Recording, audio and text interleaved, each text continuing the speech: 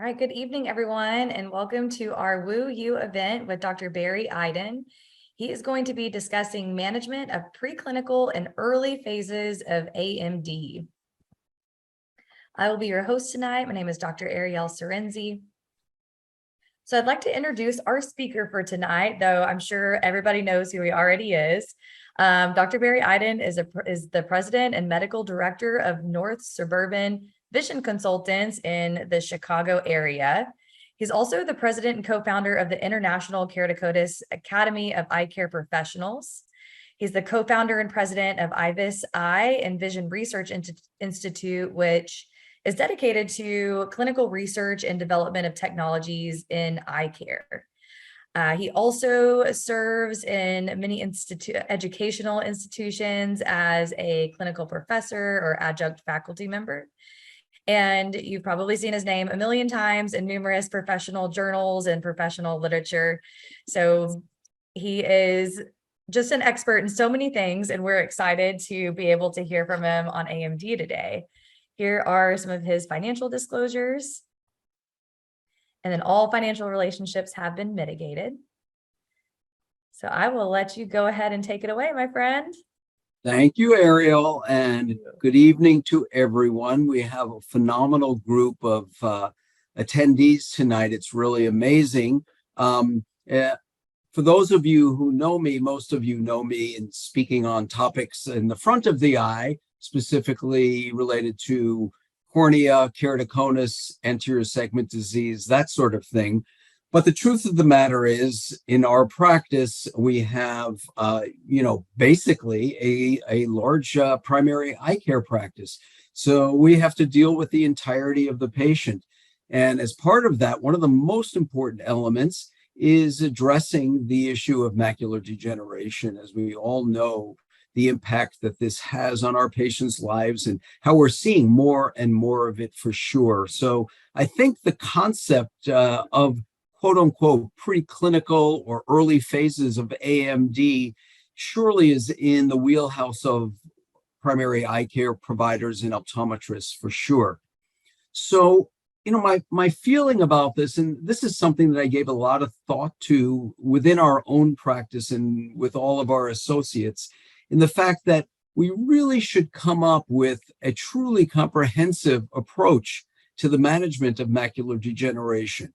And that's what tonight's talk is going to be all about, from the perspective of what we have done in our practice, and I think from the perspective of what makes sense for many of us. And each of us has to figure out how far and how deep we want to get into this, and I want to be able to give you as many options in terms of diagnosis and management as possible. So let's just kind of go over from kind of a high level point of view, how we go through a comprehensive management determination. So the first step, of course, is understanding the importance of risk assessment. And we'll talk more about this later, but we know that in macular degeneration, we have both modifiable and non-modifiable risks. And we need to assess both these groups of risks to get a better feeling of what the true risk profile is for any individual patient.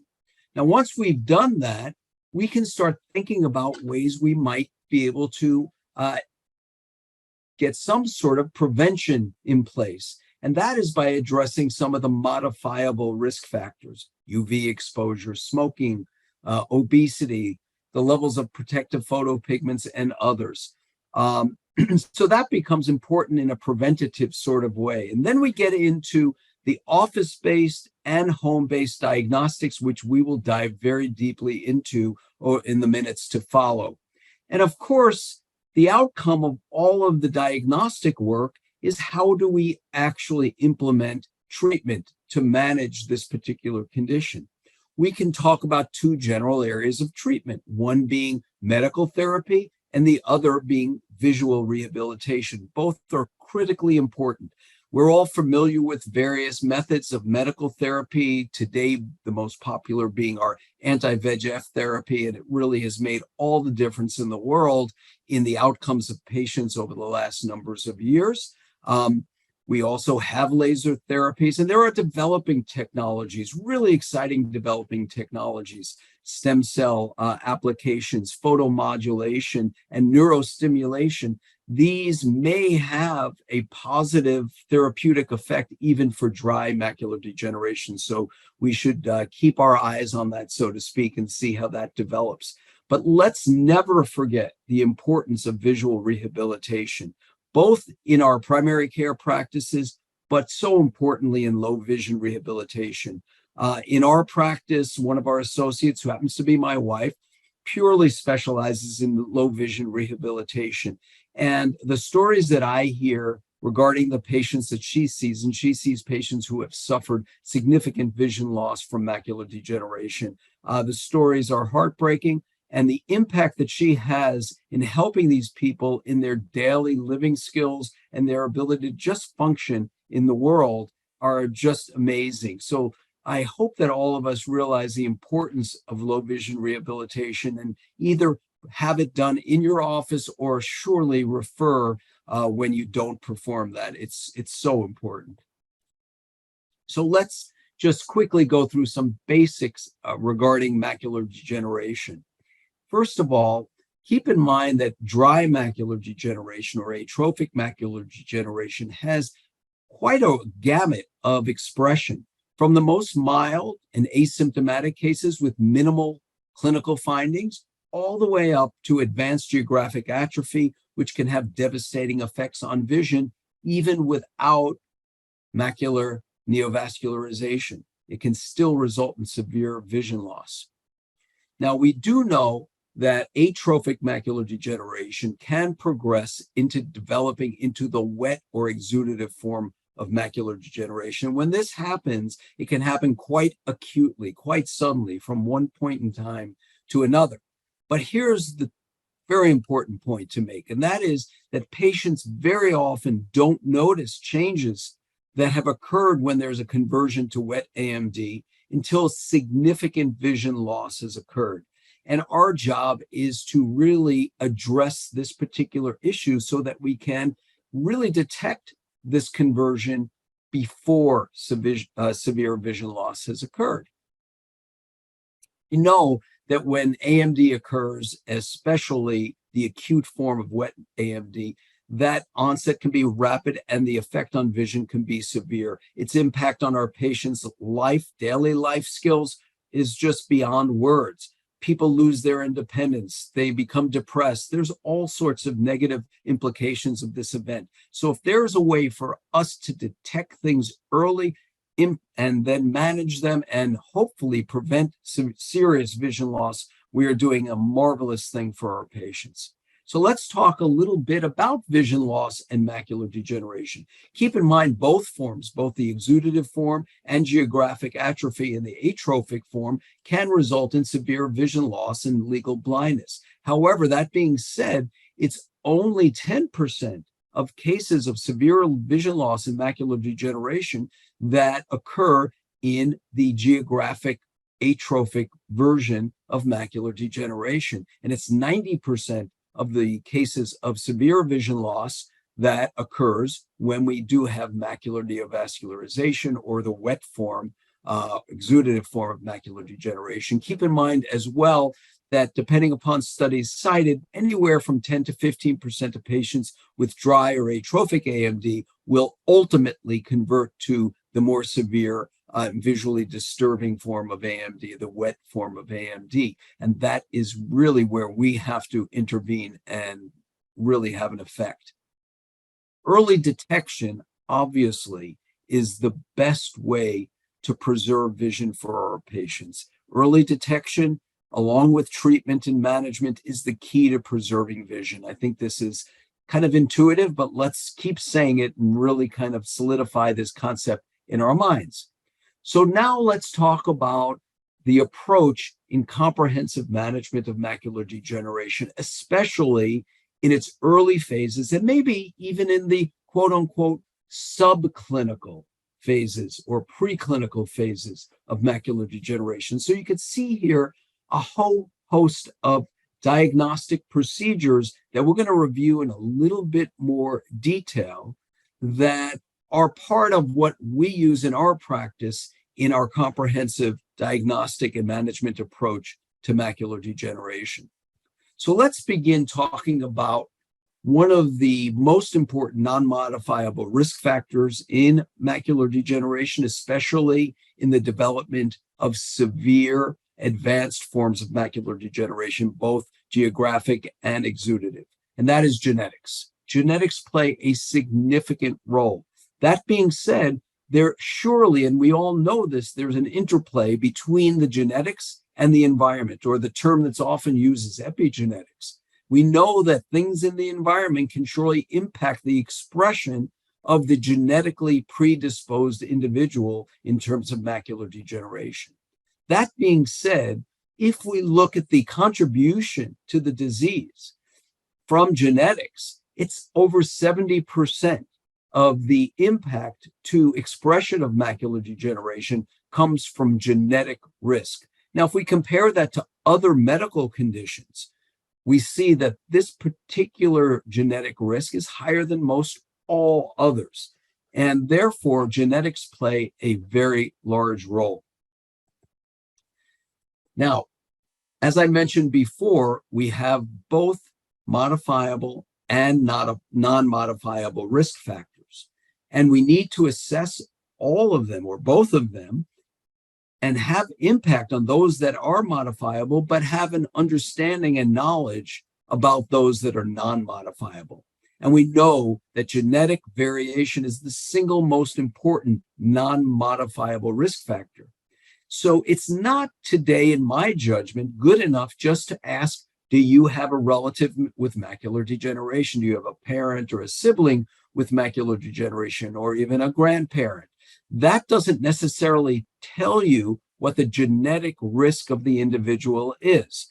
So in order to get a better idea about that, today we have a variety of ways to actually get that genetic information, and a number of different companies have the ability to allow us to get the genetic risk profile for our patients. And we utilize a simple in-office cheek swab sample with one of the companies, where we send out these samples for analysis. And the samples will be analyzed in terms of a number of genetic elements or genes that have been associated with macular degeneration. And we get reports back that we can go over with patients to give them an idea of what their genetic risk is. And in addition to that, most of the companies that do these tests also add into the overall risk profile those modifiable and non-modifiable other risk factors that we alluded to before.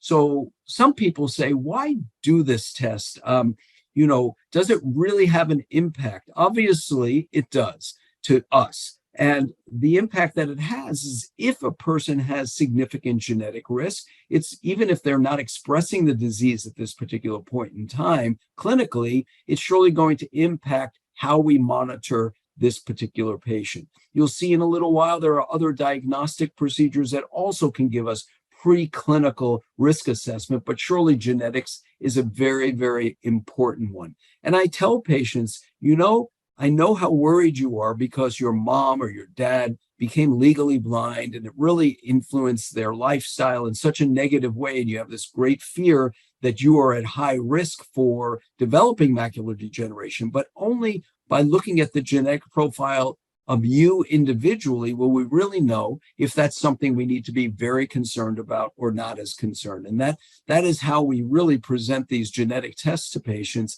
And there seems to be quite a positive uptake by the vast majority of our individuals who do these tests. So let's talk a little bit now about actual diagnostic procedures we can use in our practice that might be giving us indications that we are at early phases of macular degeneration or even subclinical. So what does the term subclinical macular degeneration mean? You'll hear that term kind of being thrown around a lot in the near future. But what it basically means is that even though there's no structural or physical changes that you can observe in the traditional clinical sense, the disease has actually impaired function of the central retina. So two tests can be performed that are related to functional deficits in macular degeneration and often are showing anomalies even before physical signs are seen. And these tests include contrast sensitivity and, even more importantly, dark adaptometry or dark adaptation testing. And again, they give you an indication of the patient's visual function in their everyday life. And that really guides us in appropriate management. So again, we may see abnormalities in one or both of these types of tests even prior to any observable structural changes in the retina. So let's talk a little bit about contrast sensitivity. Contrast sensitivity, we all probably are familiar with in our education because honestly, I've been in optometry for a good number of decades, and we talked about contrast sensitivity even during my education back in the ancient days. Back in those days when we were doing testing of contrast sensitivity, we would actually have charts on the wall, and we can utilize that. But now today, testing in contrast sensitivity is getting even more advanced and more technologically savvy. There's new virtual reality technology where you can do contrast sensitivity screening in a matter of a few seconds per each eye. This, again, contrast sensitivity, I think the best way to think about it is the fact that our world that we live in is not a visual acuity chart. A visual acuity chart is very high contrast. And there may be certain things in our world that really are high contrast, but there's so many more things that are perceived at low contrast. So abnormalities in contrast sensitivity, especially at the median and lower levels, really gives us an idea of how these patients are functioning in their day-to-day world. There's been a study that's been cited that actually has shown that increases in drusen in the central macula were correlated with decreasing contrast sensitivity results, even in the presence of 20/20 visual acuity. Now, keep in mind, contrast sensitivity at this point does not have a specific code. There's no specific insurance coverage. So if one performs it and one wants to charge the patient, the use of an advanced beneficiary notice form is often indicated. And you'll see I'll mention that for a number of these tests. So that's contrast sensitivity. But as I mentioned to you before, an area of great interest and great excitement is the use of dark adaptometry or dark adaptation testing in the diagnosis of quote unquote preclinical or subclinical AMD. The thought is that as there are pigmentary changes and drusen accumulation within the macula, that there are abnormalities in nutrition and such to the central portion of the retina that affect both rods and cones, keep in mind, and that this can lead to impaired dark adaptation functions. So dark adaptation typically does measure the function of the rod photoreceptors, but keep in mind they are also involved in the central retina as well, and that there is significant research showing that dark adaptation reduces at the earliest stages of AMD, and some studies have shown that even up to a number of years before any drusen are visible, we'll see abnormalities of dark adaptation. And again, this technology can be incorporated into some of the new virtual reality systems that are out there. And in one of the systems that we utilize at our practice, there are two forms of the test. There's a screening or rapid test that just takes about 4.5 minutes. And then there's an extended, more involved, more diagnostic test. We utilize the rapid test on a number of different types of patients, which we'll go over in just a couple of moments. And when we see abnormalities and we want to dive deeper, we will reschedule the patient to come back for an extended test based on the time period that it takes. Now, if we look at results as it relates to macular degeneration and virtual reality-based dark adaptometry, we can see that it has pretty darn high sensitivity and specificity to the disease, just shy of 80%, which is quite impressive in terms of its diagnostic ability, that it's going to detect and be specific to the disease macular degeneration. Now, the next series that we're going to look at is actually a little simulation of what the patient might see when they're using the virtual reality system for dark adaptometry.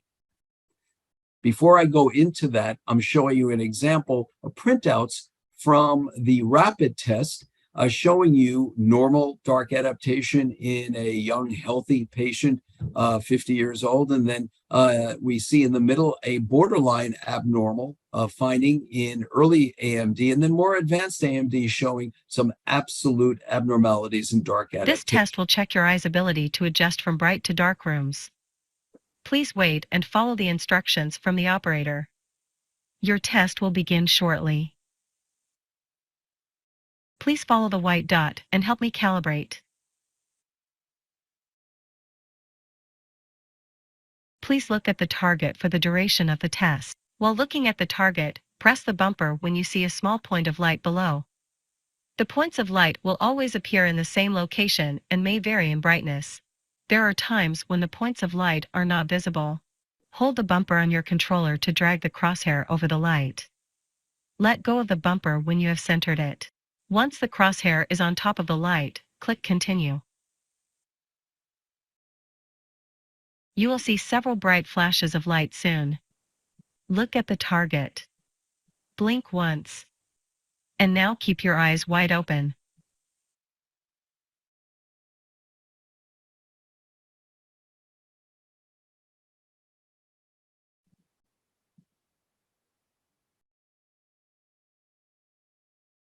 Keep looking at the target and click the bumper when you see a point of light below.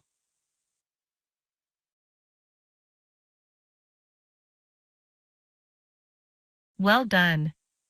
Please remove the headset and hand it to the operator. Well, it's as simple as that. The entirety of the test, as I mentioned, in the screening or the rapid phase takes under 5 minutes to do. Because of its application in this virtual reality situation, it can be done anywhere in your office. So you're not taking up any footprint of large instruments, which is becoming really an issue in a lot of our practices. So many instruments taking up so many space, and space is at a premium. Having a mobile device like this that really doesn't take up space has been really quite advantageous in our practice for sure. And keep in mind, these devices are multifunctional. These devices can do dark adaptometry and contrast sensitivity, but they do a lot of other types of diagnostic tests that we use, and we use them as screeners and diagnostics.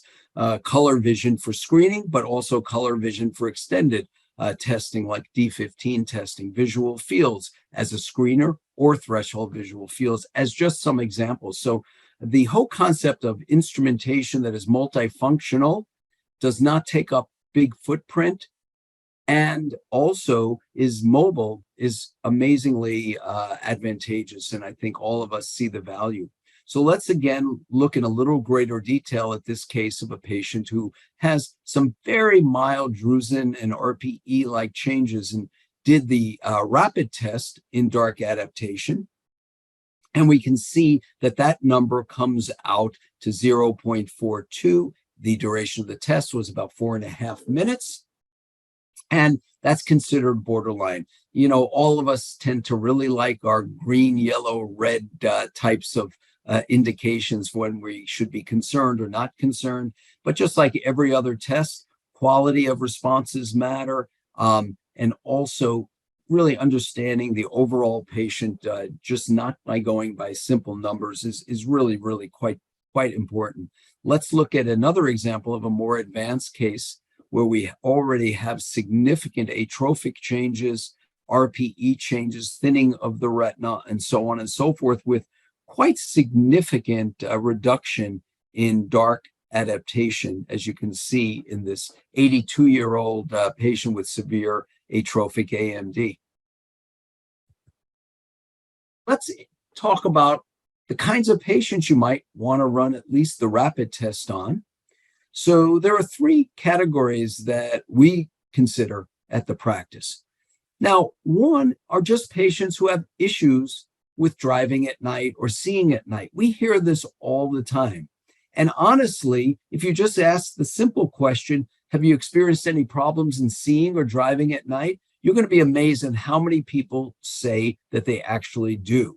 So those patients, when you get that kind of positive response, would be a good patient to consider performing at least the rapid dark adaptation test. Now, we just had a patient this week that really fell into this category. And it's an interesting story because he is a late 50s gentleman, absolutely normal looking retina, nothing abnormal there at all. But in routine questioning, asking him about night vision and night driving, he said, yeah, he's over the last few years been having significant issues. He thinks he's just not feeling as comfortable driving at night over the last few years. Normal acuity, actually better than 20/20, best corrected. He's properly corrected with his glasses habitually. And we ran the dark adaptation testing.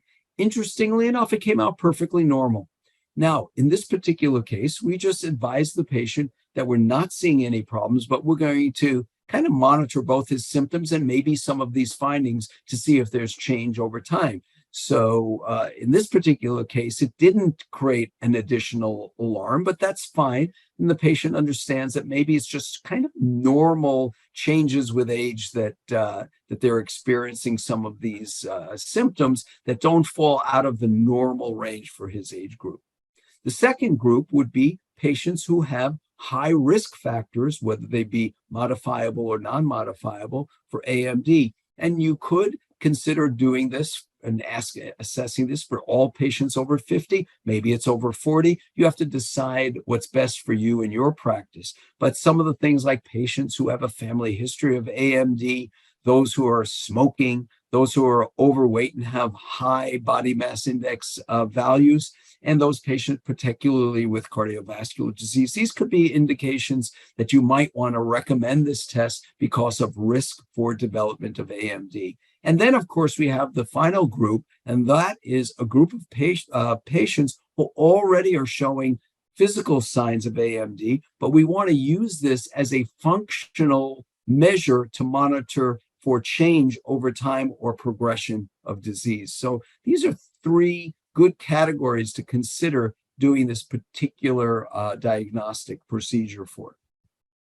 Now, we're not in a practice management talk. However, it's important to understand some basics. When you're performing this rapid of the two tests, we have the rapid and the extended test, it is not considered billable to insurance. It's considered a screening test. So there's no insurance coverage. You can decide to do it complimentary for patients as part of your comprehensive exam, or you can charge a fee, for ocular health wellness. And I know a number of people who are doing a series of different diagnostic tests, not only for AMD, but for other things. And they kind of package it into an ocular wellness assessment and have an out-of-pocket fee. And again, use of an ABN is typically advised. However, that being said, when you find an abnormality in the rapid test and you want to dive a bit deeper, you can have the patient back and do the extended test, which, as we mentioned, can take, upwards of 20 minutes. So it does take time. That's why we have patients back. But there is a code. That code is 92284, and it is billable to health insurance, and it's supported by a number of ICD-10 codes. There are a number of them listed here that they can be. Other things to keep in mind is that this particular code is co-billable with other tests you may want to do for that same patient on the same day, that being visual field testing, OCT testing, fundus imaging, and of course, the office visit itself. So it's important to know that if you're doing the extended test. So that's kind of a bit of a review of the new technology coming out and its applications in dark adaptometry and AMD. So let's talk about another test that we perform at our office that we feel is also very good in terms of preclinical cases as well as clinical cases of AMD, and that is the measurement of macular pigment optical density, or MPOD readings. And basically, it's utilizing a test based on the measurement of attenuation of blue light by macular pigment. Specifically, we relate it to the amount of lutein and zeaxanthin in the macula. And we know that the role of lutein and zeaxanthin in the macula is very, very important. There's numbers of studies that have shown that the levels of lutein and zeaxanthin are associated with a reduced risk for AMD. That doesn't specifically correlate, however, to the fact that if you raise those levels, that type of intervention will establish some sort of causal relationship. That requires long-term studies that unfortunately are extremely expensive and extremely time-consuming long-term over many, many years. So hopefully we'll get that kind of information at some point in time. But with the data that we have, I feel very comfortable in measuring these levels in our patients, specifically patients who are at risk for macular degeneration or have early macular degeneration. And if their levels are low, then I tend to prescribe supplements that can increase those levels. And my experience over the number of years that we've been using this technology has shown that over 90% of the patients that we start supplements on who have had less than optimal MPOD readings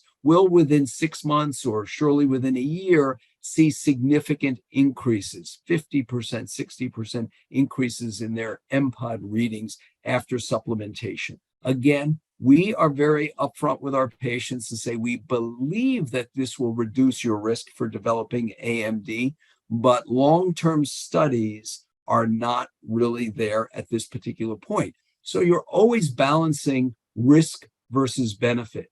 And the risk of taking these, in most cases, the supplements that we're prescribing are pretty darn low, and the benefits may be significant.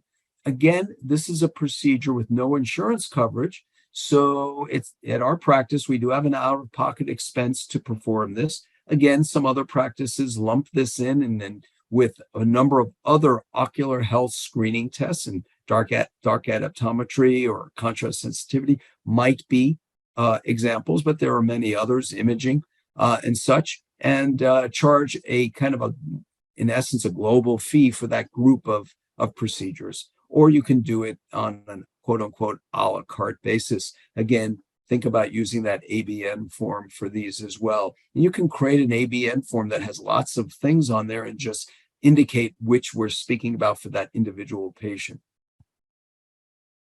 So now let's talk a little bit more about retinal imaging. Now, this is really important. All of us are examining the retina, whether we're using, indirect ophthalmoscopy, fundus lens ophthalmoscopy at the slit lamp or such, and careful examination of the central retina obviously is critical and part of what we do on a daily basis.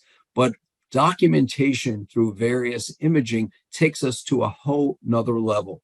And I've seen many cases, people always ask, oh, is it better to do a physical exam versus an imaging exam? And the truth of the matter is they're both really important. And I've seen many, many cases where I picked up things by my physical observation, looking directly into the eye and the various methods that we use, that I've actually didn't quite capture as well in some of the imaging. But also, to the contrary, I've picked up many, many things in retinal imaging that I've missed with my physical exam. So I like to try to combine both of them as best as we can do. Now, traditional color retinal photography has been around for, eons. I still remember back in the days of having my retinal camera with 35 millimeter film, and I'd have to put a roll of film in there and you take your picture and have to have slides developed. Amazing how far we've come now with digital retinal photography and available both mydriatic, non-mydriatic. It's wonderful. Wide field retinal imaging, a number of instruments out there, really has changed the way that so many of us practice. And again, there's always been this controversy. Are we missing something by depending upon wide field versus direct observation? And on the same note, I can tell you how many things I have picked up with wide field retinal imaging that I have missed with direct observation, and sometimes vice versa. So again, utilizing all the tools in your toolbox become very important. And with wide field retinal imaging, there was, especially at the beginning of the development, and we've been utilizing it for well over 20 years now, I believe, the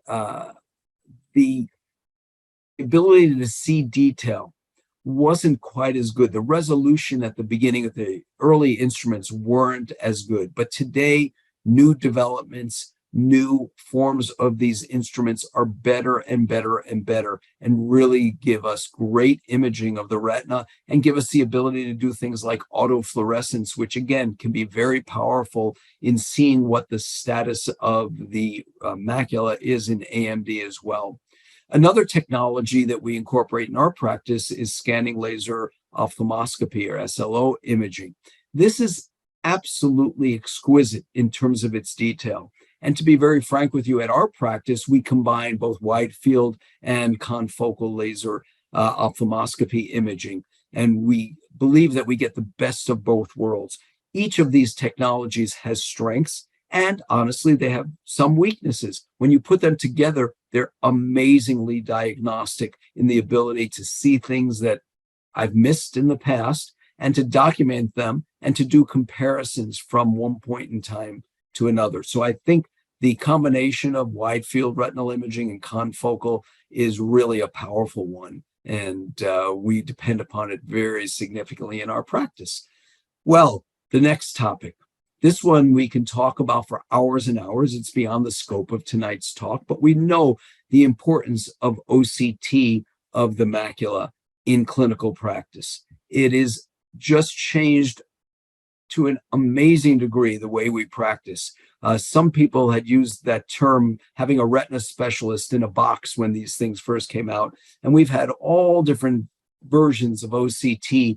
And I can't believe, looking back at some of the old images, how poor they were compared to the detail and the exquisite nature of the instruments that we're using now. We'll look at cross-section and central grids and other cross-sectional imaging. And also, over the last few years, we've incorporated OCTA, or OCT angiography, which tells you so much about blood flow. And in macular degeneration, we're looking for that macular neovascularization, or even choroidal neovascularization. And without doing injections into the arms, which in fluorescein angiography we had to do when we were suspicious in the past, we can virtually utilize this for our dry atrophic patients looking for the earliest signs of conversion when they're in the office. And of course, the application in the intraretinal layers for patients with conditions like diabetic retinopathy, looking for capillary dropout, changes in the size and shape of the foveolae vascular zone, and such. It really has been absolutely amazing. And in fact, now, as part of our workup for all of our cataract patients, not only obviously we dilate the patient, we observe what's going on in the retina, we do macula OCTs on every patient that we're concerned about cataracts and considering for cataract surgery. And it's amazing how we may have missed on other diagnostic methods, but we pick up certain abnormalities on OCT. So OCT is thankfully in a very high percentage of eye care professionals' offices these days, and that percentage is increasing, and our dependence and utilization of it is increasing as well. It's just a phenomenal technology. And those of you who haven't had experience with it, don't have it in the offices, I think at one point in time, I think this may become standard of care. I don't think we're quite there yet, but I think we're getting closer and closer. So this is kind of a review of the various types of retinal imaging that we utilize in our practice and is part of our comprehensive approach to AMD. Well, we're getting now towards the latter part of our series in what we do for our patients in monitoring for AMD. And as we mentioned to you earlier, one of the most important things is the ability to detect conversion from atrophic or dry macular degeneration to wet or exudative maculopathy, which can cause significant vision loss. And one of the things that we've incorporated in our system is home-based monitoring. And we utilize what's called preferential hyperacuity perimetry testing, or PHP testing. And this system can be put into your patient's home, and it's connected to the internet. They take this test hopefully every day, but at least 4 to 5 times a week. And what the test is sensitive to doing is detecting scotomas and metamorphopsia. And that's often associated with that conversion from dry to wet AMD.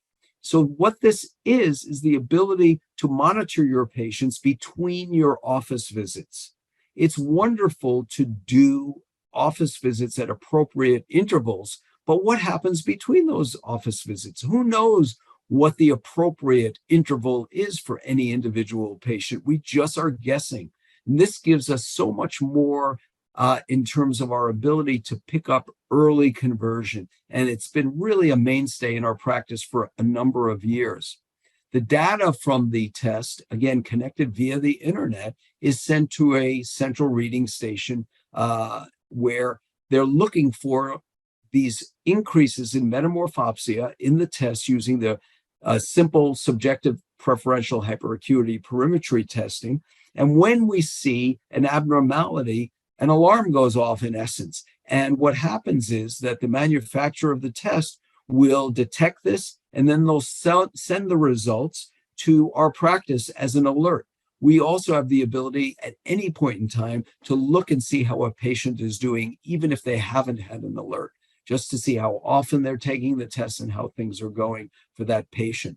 But again, if an abnormality is detected, the prescribing eye care practitioner is immediately notified by email from the company, and we reach out immediately to the patients. We get them in. If they're out of town, we try to get them seen elsewhere. I even have a patient who takes this test for about 3 or 4 months when they're in Mexico. In fact, they were just in this week, and they're leaving for Mexico in another couple of weeks in Puerto Vallarta. And, they still have the ability to take the test. It's portable, and they could take it along with them as long as they have access to internet or even a phone line where they can connect to. Now, here's the interesting thing. All of us have been using Amsler Grid for years and years and years and years, and it's considered sort of standard of care in home monitoring. But here's the issue. If you look statistically at comparing the use of the Amsler Grid, in essence, the older technology, versus this hyperacuity perimetry home testing, the newer technology, or kind of the Tesla of home monitoring, we want to look at when there is a positive finding and a patient comes in to their eye care professional, what is the level of vision when they actually show up? And if you use a criterion of about 20/40 or better, you can see that with the Amsler Grid, only 62% of the patients come in with an abnormality and still have 20/40 acuity or better. But 94% using this technology, the hyperacuity perimetry technology, actually, when they are alerted and come in to see their eye doctor, they have maintained at least 20/40 or better. Again, you're preserving vision because that's when you want to institute therapy, obviously.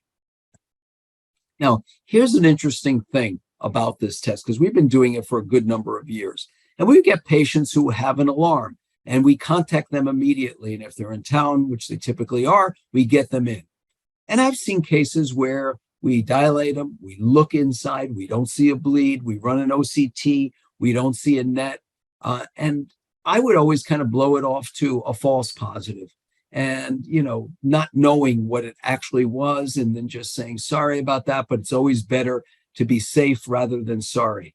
But recent studies have shown that there are things that are called non-exudative alerts. So it's not necessarily a false positive. There can be numerous things that can result in an alert that may not be associated with the presence at that particular point in time of macular neovascularization. Things like RPE changes or below the RPE, non-exudative changes, drusenoid, fibrovascular PEDs and other types of things that can cause distortion.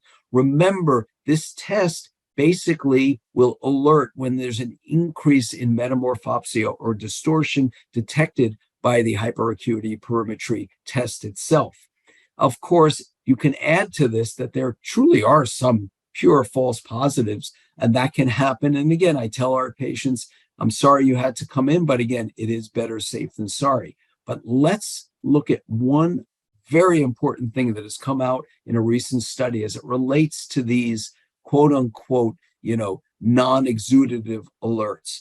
If we look at patients who have one of these non-exudative alerts, we see that their risk of developing and converting to wet AMD is almost twice as high as those that haven't had it. So having a non-exudative alert, the patient gets an alert, they come in, but you don't find a net, well, those people we're finding are actually at higher risk to, at another point in time, convert to true wet macular degeneration. And you can see this study at year 1 looking at patients whose fellow eye is atrophic in macular degeneration. We can see that in the other eye, virtually twice the percentage of patients did convert than those who did not.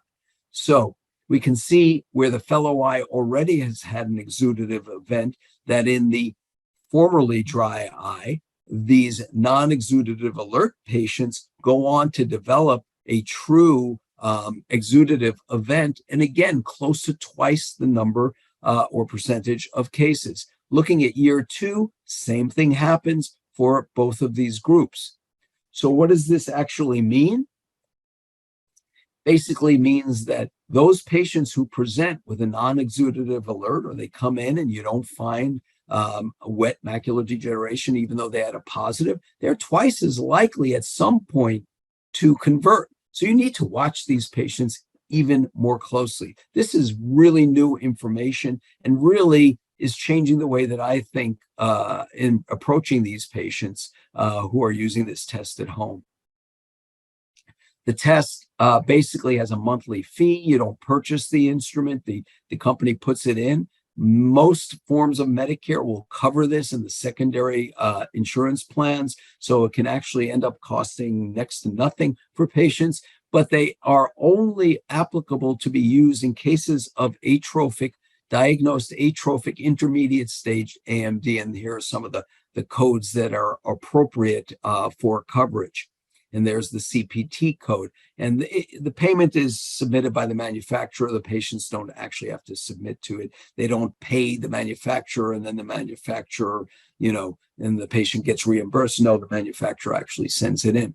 Now, there are cases where a patient doesn't have coverage. Maybe their insurance doesn't cover it. So there, you can still do this test, and there's a monthly fee that's associated with it. And those patients who suffer from AMD but really can't afford it, the company can help you offset some of that cost.